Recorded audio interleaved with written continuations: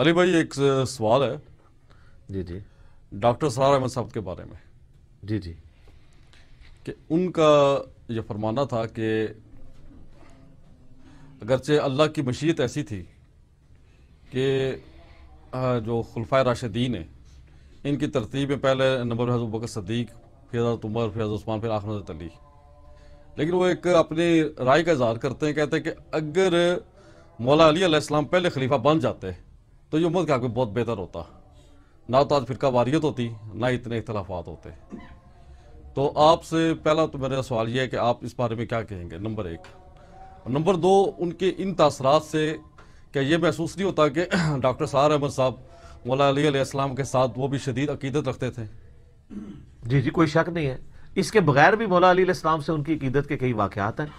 یہ جو تسبیح فاطمہ والی حدیث ہے جو میں نے آج سنائی بھی ہے، وہ جتنی بار بھی ڈاکٹر سرار صاحب بیان کرتے تھے تو ان کی آنکھوں میں آنسو آ جایا کرتے تھے، حالانکہ وہ بہت کم روتے تھے، ان کو اپنے اوپر کافی کنٹرول تھا، اس حوالے سے رقیق القلب ضرور تھے لیکن کنٹرول رکھتے تھے۔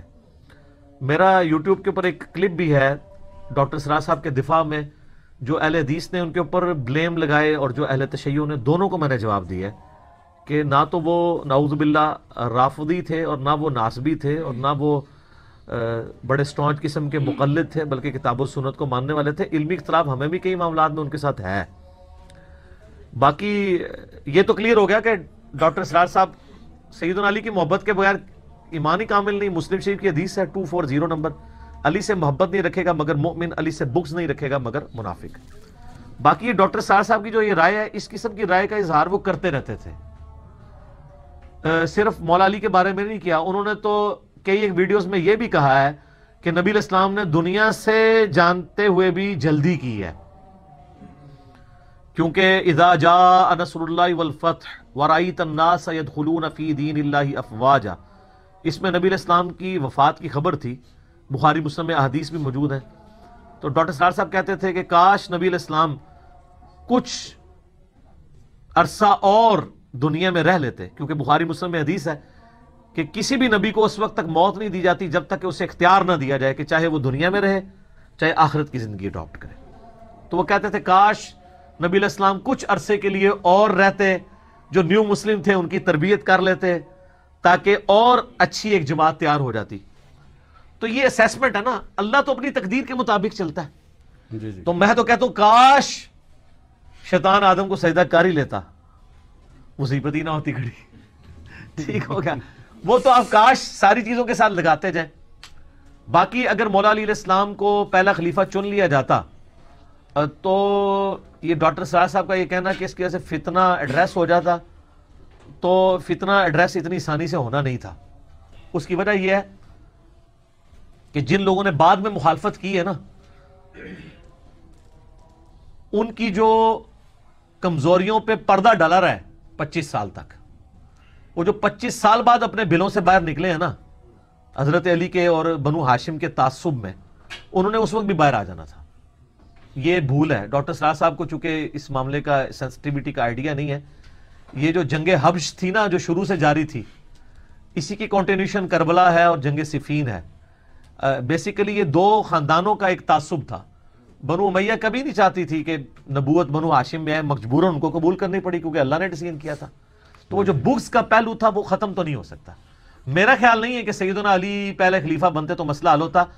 میرا تو خیال یہ ہے کہ سیدنا علی اگر پہلے خلیفہ بن جاتے تو جنگ صفین شروع میں ہی ہو جاتی اور معاملات زیادہ بگڑ جاتے، تو مسلمانوں کے حق میں بہتری والا معاملہ ہوا۔ البتہ ایک چیز ہے جو گوروں نے بھی مانی ہے، وہ کہتے ہیں کہ سیدنا عمر کی شہادت کے بعد جو 6 رکنی کمیٹی بنائی تھی سیدنا عمر نے اپنی زندگی میں، جس میں مولا علی تھے، سیدنا حسن تھے، سیدنا عثمان تھے، طلحہ، زبیر، عبد الرحمن بن عوف اور سعد ابن ابی وقاص، وہ 6 رکنی کمیٹی اگر حضرت علی کو خلیفہ اس وقت چن لیتی نا تو مسلمانوں کو ایک عمر اور مل جاتا، کیونکہ سیدنا علی بہت ڈسپلنڈ پرسنالٹی تھے، سیدنا عثمان شریف النفس آدمی تھے، اور ان کی شرافت کی وجہ سے پھر قریبی لوگوں نے ناجائز فائدہ بھی اٹھایا اور آہستہ آہستہ وہ خلافت فتنے کا شکار ہو گئی۔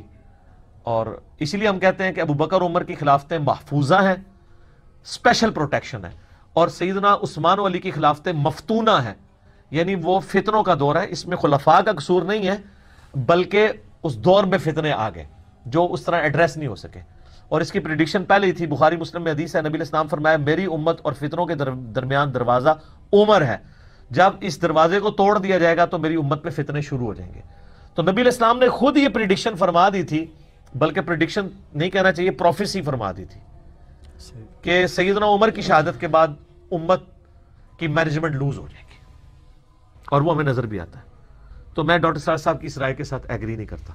بہرحال اس رائے میں یعنی ڈاکٹر سراج صاحب کی سیدنا علی سے جو محبت ہے وہ اس کو جسٹیفائی ضرور کرتی ہے بالکل. اور یہ بھی یاد رکھیے گا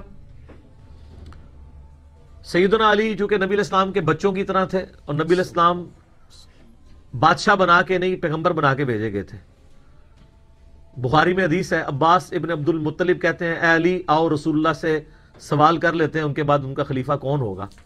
تو حضرت علی نے کہا میں کبھی بھی رسول اللہ سے یہ سوال نہیں کروں گا، کیونکہ اگر رسول اللہ نے منع کر دیا تو ان کی امت کبھی بھی بنو ہاشم میں سے کوئی خلیفہ نہیں چنے گی.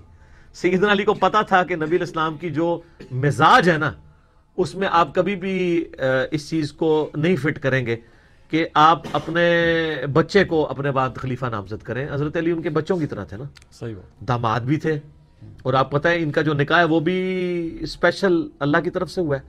اللہ نے یہ ڈیسائیڈ کیا تھا کہ آل محمد جو ہے صلی اللہ علیہ وآلہ وسلم وہ اولاد علی ہوگی.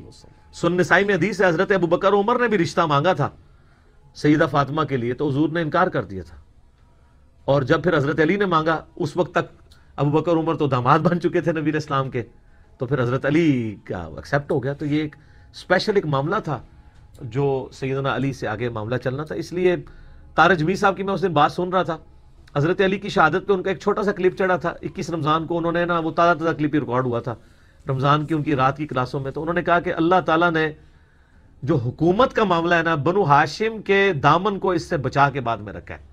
حضرت علی رضی اللہ تعالیٰ عنہ یا امام حسن نے تو خود ہی اس سے کیونکہ اندازہ ہو گیا تھا اس طرح کے معاملے میں کہ یہ اب معاملہ، تو اللہ تعالیٰ نے بیسیکلی ان کے دامن کو بچایا ہے ان فتنوں سے جو بعد کے حکمرانوں کو ان فتنوں سے گزرنا پڑا. آپ دیکھ لیں کہ حضرت میر معاویہ رضی اللہ تعالیٰ عنہ کی صحابیت اپنی جگہ، لیکن ان کے دور کے اندر جو کچھ اسلام کے ساتھ ہوا ہے، بخاری مسلم سے میں نے اپنے کربلا والے ریسرچ پیپر میں کتنی دردناک باتیں. تو اللہ کا شکر ہے کہ اللہ تعالیٰ نے ان کو محفوظ کر لیا اس معاملے میں. ٹھیک ہو گیا جی.